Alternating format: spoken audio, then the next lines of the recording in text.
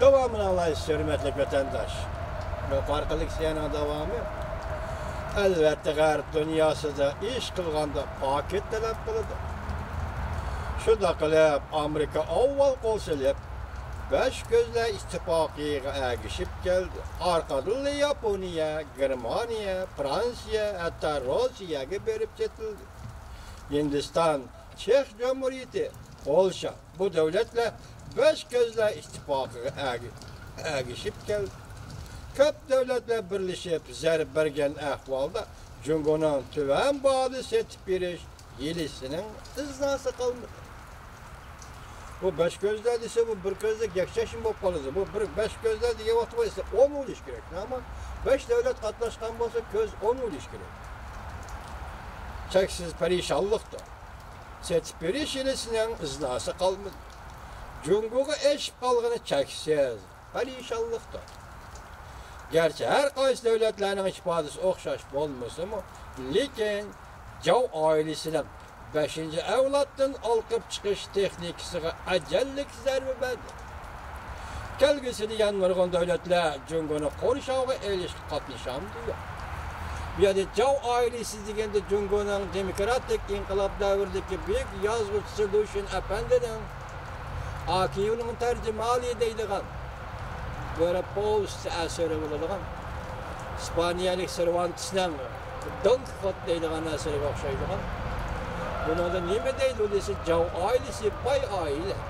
Bay ailesi benim tağam buludu. Benim akam buludu dep maktınıp yürüydügan. Hazır bu ne? Hıçınlayan katarlık ziyaliler çet elde demokratlar. Hazırkı Cungo beylerini ya Cungo'dan kaynağı beylerini Cav ailesi dep ataydıgan buldu. Meyede şu şundak eline batırdı. Korşavga eliş Cungo'nu korşavga eliş katlaşam diyor.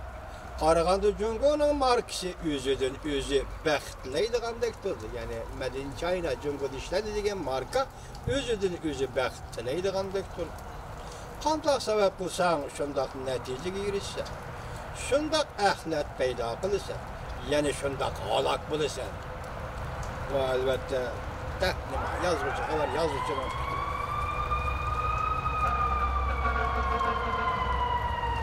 belki kişiler oylamagan bolduydu.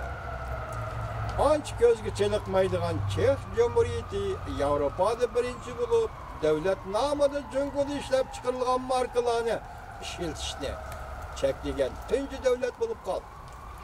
Okşaştı yeni bir Avrupa devleti hamakat pozisiya kullan. Polşa devleti İçki İşler Mahkemesi'nin katibi kattık ispadı bildirip biz Polşa, Kanada emas dedi. Eğer qaysı bir devlet öç elişki cüret kılız iken undaqda Polşa hükümeti ahırgıcı elişidir. İşte sevmimizgi selip koydu ki Çek Cumhuriyeti aynı çağda birinci bulup Mamuk İnkılabı partlagan devlettir. Polşa Natsistler armiyasının ve sabık Sovetlerinin depsendi kılışıga kırgan devlettir. Bugünkü günde her yılı 2 milyar dolar hayleşke makul bulup Polşa devleti işte Amerika Koşmuş Ştatlarının her bir bazı kuruşuga ruhsat kıldı. Şunun bilenle mesele yetip geldi. Nurgun devletlerinin katliyeniyeti bilip Amerika tarafta kuruşunu kallavatkan bir peytte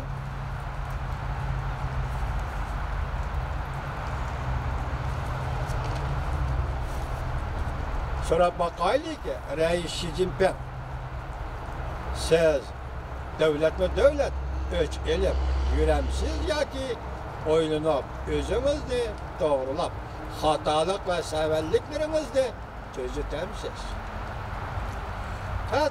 Tətir yolga mansınız, xatar köp buludu. Bu yol manğansırı tarıydı. Bu yolun beşi nerede, ayağı nerede? Özbeşimçilik kılıp çıraqsız, qarаңғы yolga düşüp kalgan adam, yana meni verdiğen gep mi? Meni vergili bolmasın, nemişqa kaynınızga qaytmaysız. 100 xatar kerek mi sizge yoki qayd 110 kerek mi? Sada qaysi kerek?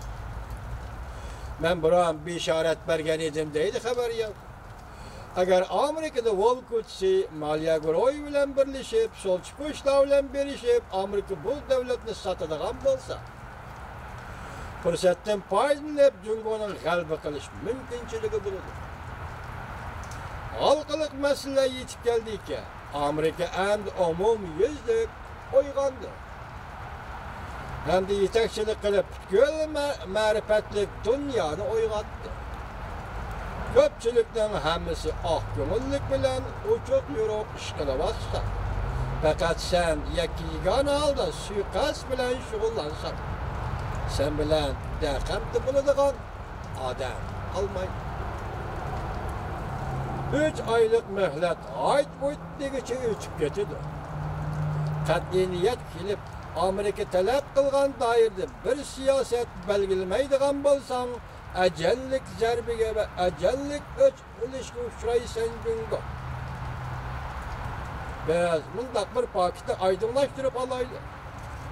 Amerika çünkü oturusu 101 vatkan hemkarlıktan karşılaşışka özgergen münasibetle hergizma bir kişinin iradesiga bağlı olmaz. İki xil bir-biriga qarma-qarshi siyosiy tuzumning to'qinishidan paydo bo'lgan oqibatda va oxirgi qarshilashishda